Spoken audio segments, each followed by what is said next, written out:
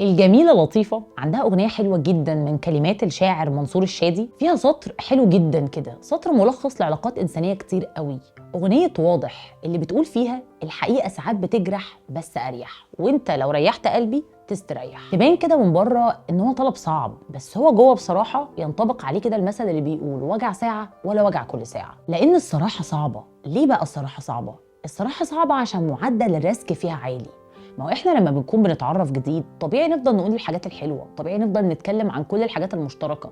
وعلى راي الافيه الشهير يعني ان احنا الاثنين لو بنحب المانجا هي عشان المانجا حلوه، مش عشان احنا اللي في بينا حاجات كتير مشتركه. فالفكره دايما بتكون ان احنا دايما في الاول بنزود قوي في معدل حكي الحاجات المشتركه اللي قد ايه عينينا بتطلع نجوم واحنا شايفينها زي بعض فينا. جربتوا بقى تعكسوا القصه ان في وسط ما انت بتحكي الحاجات الحلوه دي احكي بشكل واضح جدا وكله صراحه الحاجات اللي بتضايقك، الحاجات اللي بتخليك مش مبسوط، الحاجات اللي لو حصلت تخليك تاخد موقف. مش عشان نعدي الفتره الاولى دي واحنا عمالين نعلي في الحاجات المشتركه ما نتكلمش عن الحاجات التانيه بصراحه، خصوصا لما بنكبر ونبقى فعلا عارفين عيوبنا. مهم جدا وضروري اقول ان انا من الاشخاص اللي بتزعل بسرعه، ان انا من الناس اللي احب قوي ما تسيبنيش زعلانه، صالحني بشكل سريع. لكن قصه بقى ان انا افضل عايزه ابين لك قد ايه، لا لا لا، انا ما بزعلش خالص. انا طول الوقت على فكره حتى لو سبتني هبقى مدركه ومستوعبه. طب ما انا في حقيقه الامر لما نخش الملعب لا هكون مدركه ولا هكون مستوعبه. طالما اكتشفت في نفسي ده اقوله بصراحه في الاول، عشان وجع ساعه ولا وجع كل ساعه، وعشان حقيقي الحقيقه ساعات بتجرح بس اريح،